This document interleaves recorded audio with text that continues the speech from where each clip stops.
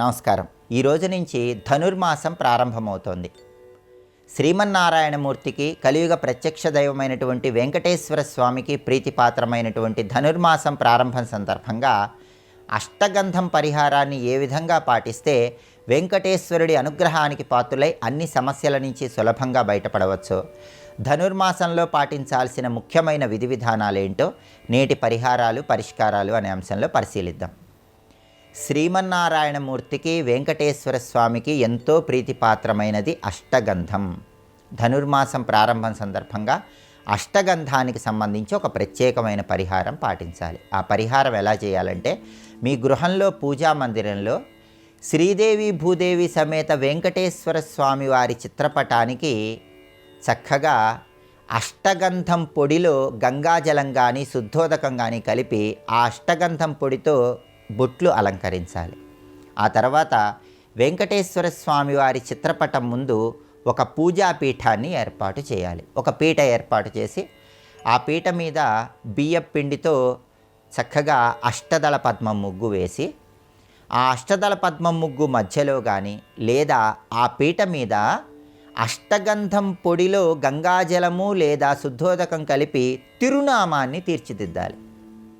అష్టదళ పద్మం ముగ్గు మధ్యలో తిరునామం తీర్చిదిద్దవచ్చు, లేదా పీటకు పసుపు రాసి కుంకుమ బొట్లు పెట్టి ఆ పీట మీదైనా సరే అష్టగంధం పొడిలో గంగాజలం లేదా మంచినీరు శుద్ధోదకం కలిపి తిరునామాన్ని తీర్చిదిద్దాలి. మధ్యలో కుంకుమ బొట్టు పెట్టాలి. ఆ తర్వాత ఆ తిరునామం దగ్గర పుష్పాలు అలంకరించాలి. ఇప్పుడు శ్రీదేవి భూదేవి సమేత వెంకటేశ్వర స్వామి చిత్రపటానికి అష్టగంధంతో తీర్చిదిద్దినటువంటి తిరునామానికి అష్టగంధం పొడి తీసుకొని ఆ పొడితో పూజ చేస్తూ గోవిందనామాలు పఠించాలి. అలా గోవిందనామాలు పఠించిన తర్వాత కర్పూర హారతి ఇవ్వాలి. ఇలా పూజ చేసే సమయంలో వెంకటేశ్వర స్వామి వారి చిత్రపటము, ఈ తిరునామము, దీనికి ఇరువైపులా కూడా 2 ప్రమిదలు ఉంచి ఆ ప్రమిదల్లో ఆవు నెయ్యి లేదా నువ్వుల నూనె పోసి ఒక ప్రమిదలో 4 ఒత్తులు వేయాలి, ఇంకొక ప్రమిదలో 3 ఒత్తులు వేయాలి. ఆయన 7 కొండల స్వామి కాబట్టి ఇలా మొత్తం 7 ఒత్తులతో దీపాలు వెలిగించాలి. ఆ తర్వాత వెంకటేశ్వర స్వామి వారికి గోవిందనామాలు పూర్తయ్యాక కర్పూర హారతి ఇచ్చి 7 అరటి పండ్లు నైవేద్యంగా సమర్పించాలి. 7 అగరబత్తులు వెలిగించాలి. కొబ్బరికాయ కొట్టి ఆ కొబ్బరికాయ ముక్కలు 7 అరటి పండ్లు వెంకటేశ్వర స్వామికి నైవేద్యంగా సమర్పించి దాన్ని ప్రసాదంగా స్వీకరించాలి. ఇలా ఎవరైతే ధనుర్మాసం ప్రారంభం సందర్భంగా వెంకటేశ్వర స్వామి చిత్రపటానికి అష్టగంధంతో బొట్లు పెట్టడం, ఆ చిత్రపటం ముందు కూడా పీట మీద అష్టగంధంతో తిరునామాన్ని తీర్చిదిద్దటం, గోవిందనామాలు చదువుతూ వెంకటేశ్వర స్వామి చిత్రపటానికి తిరునామానికి రెండిటికి కూడా అష్టగంధం పొడితో పూజ చేయటం చేస్తారో వాళ్ళు వెంకటేశ్వర స్వామి సంపూర్ణమైన అనుగ్రహానికి పాత్రులై సమస్త కలిదోషాలు కలిబాధల నుంచి బయటపడి వెంకటేశ్వర స్వామి అనుగ్రహానికి సులభంగా పాత్రులు కావచ్చు. అలాగే ధనుర్మాసం అనేటటువంటిది విష్ణువుకి ఎంతో ప్రియమైన మాసం. ఈ రోజు నుంచి తిరుప్పావై పాసురాలు గానం చేస్తారు.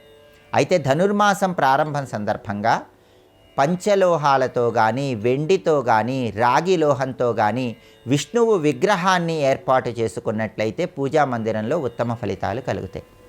అలా పంచలోహ విగ్రహము లేదా రాగి విగ్రహం విష్ణుమూర్తిది ఏర్పాటు చేసుకొని ఈ ధనుర్మాసంలో ప్రతిరోజు కూడా ఆ విష్ణువు విగ్రహానికి ఆవు పాలతో చెరకు రసంతో అభిషేకం చేస్తే ఉత్తమ ఫలితాలు కలుగుతాయి. అయితే విష్ణుమూర్తి విగ్రహం ఏర్పాటు చేసుకోలేని వాళ్ళు దానికి ప్రత్యామ్నాయంగా విష్ణు సంబంధమైనటువంటి ఏ చిత్రపటాన్నైనా సరే ఏర్పాటు చేసుకొని ఈ ధనుర్మాసంలో మొదటి 15 రోజులు కూడా చక్కెర పొంగలి లేదా కొత్త బియ్యం పెసరపప్పుతో తయారు చేయబడిన పులగాన్ని విష్ణువుకు నివేదించాలి.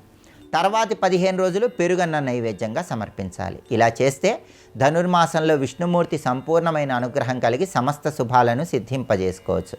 అలాగే విష్ణువుకి ఎంతో ప్రీతిపాత్రమైన ఈ ధనుర్మాసంలో అన్ని దానాల కంటే గొప్ప దానం గంధం దానం.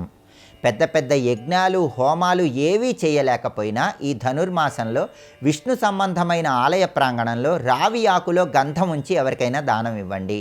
ఈ గంధం దానం అనేది విష్ణుమూర్తి సంపూర్ణమైన అనుగ్రహాన్ని కలిగింపజేస్తుంది.